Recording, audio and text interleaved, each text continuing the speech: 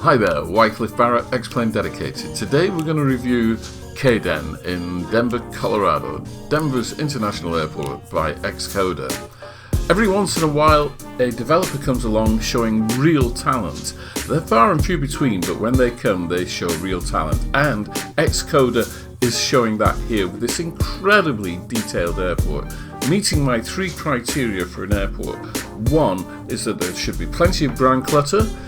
All airports have full of clutter. Two, that the roofs of terminal buildings have air conditioning units and pipes, etc., as they would in real life and not just flat.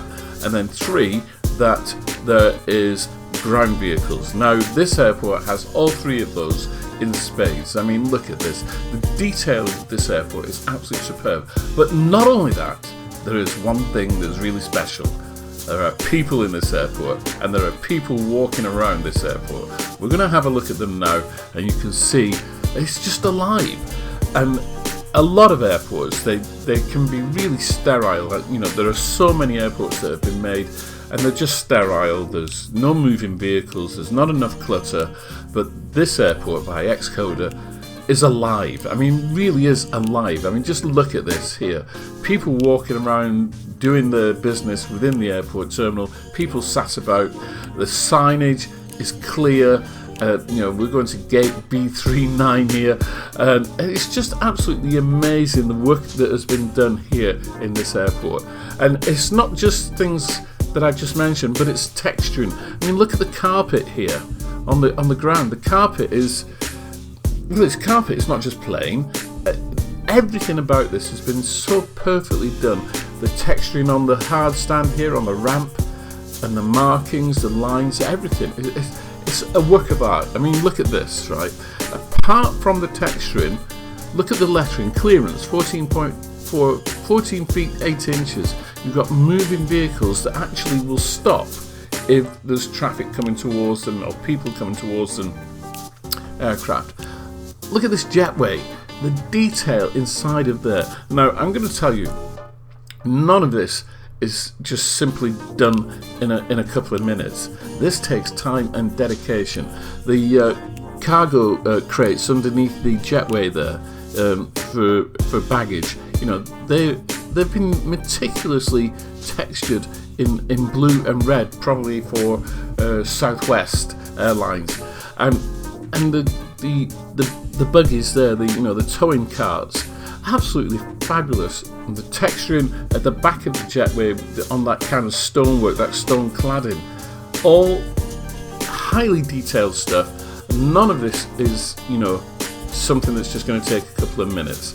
So I jumped into the drone and I thought, let's have a fly around. And as you can see, every detail of this airport is just wonderful. Now, X-CODR, his real name is Connor, and he's had some major influences throughout his development journey, should I say.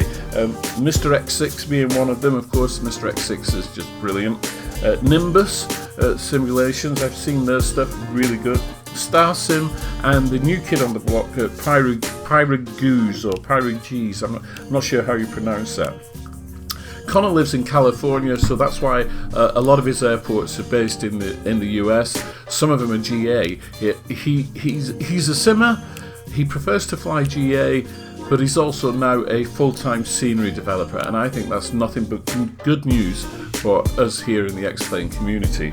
Now, he has created sceneries for Microsoft Flight Simulator, but by his own admission, he thinks that Xplane is a far better environment to work in.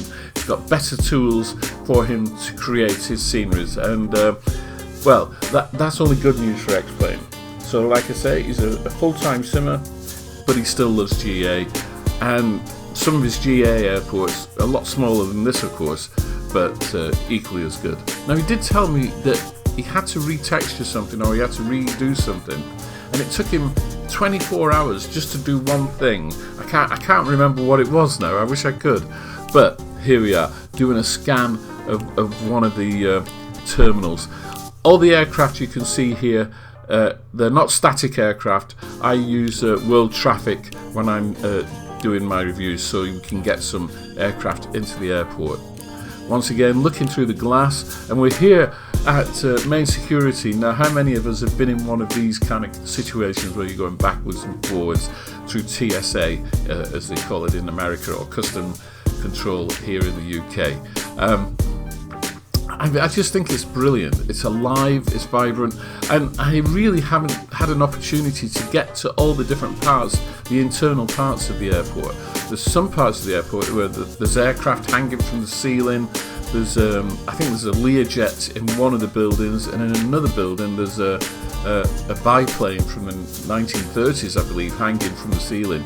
It is absolutely incredible. And if you look at this closely, you see people, they're actually going through TSA, and then they're going through the full body scanners. This woman here, she stops in the full body scanner.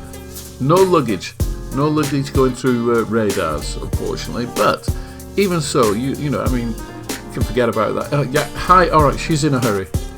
So here as it is, Denver International Airport. It's available in Navigraph, obviously.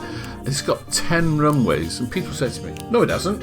It's only got 5 runways, or whatever it is. In actual fact, it's got 1, 2, 3, 4, 5, 6. It's got 12 runways, because you fly from either end. You can go either way. So one piece of tarmac has a heading at each end, so it's 2 runways.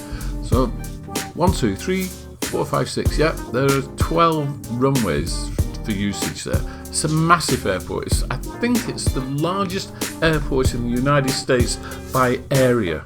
And, you know, I mean, that's huge. Looking at it at dusk here, absolutely stunning. One thing I will say about this part of Colorado is very flat.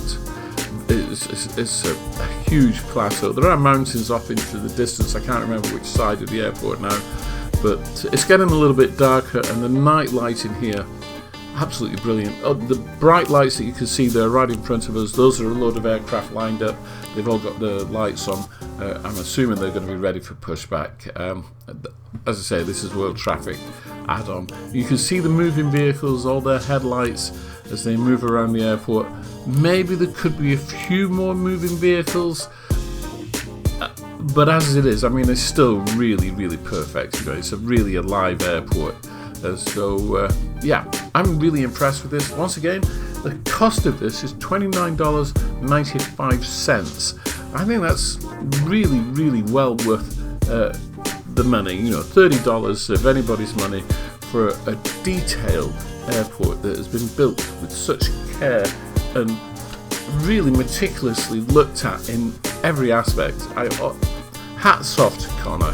He's done an outstanding job, and I hope I get the opportunity to look at some of his other airports. So when you get the scenery, you get the airport scenery, you get a terrain mesh, and you get an overlay. Okay, you need to install the airport scenery and the terrain mesh. If you're using Xplane Map Enhancement, you don't need to use the overlay, because the overlays are already included in Xplane Map Enhancement. I also use Sim Heaven and Sim World as well to flash out buildings, etc., and vegetation. And as long as you follow the instructions, which are in the manual, included manual, then everything will be fine. As you can see here, I'm just coming in on an approach, trying to remember which runway it was. I think it was 14 right at a guess. I can't remember off the top of my head. But finishing the video with my usual 10-mile approach into the airport, and as you can see, it is extremely flat and very, I mean, a desert. But it's Denver, and so there's a large city right in the middle of this desert, this huge plateau with mountains. I think they're off to the left as I come in here. So I'm in the Zibo Mod 737-800, and I'm hoping this is a good landing, touchdown. Yeah, that's really nice and smooth. Certainly not a Ryanair landing, that's for sure. A nice and smooth landing there into Denver, Colorado. So, as we come towards the end of the video, should you buy it? As always, I will say, if you can afford it and you fly in this area of the world, then yeah, it's a great addition. I would certainly suggest that you go and get it. Once again, my name is Wycliffe Barrett. I hope you found this review useful and the information about X-CODR as well. And we'll see you all again soon. You take care now. Cheerio.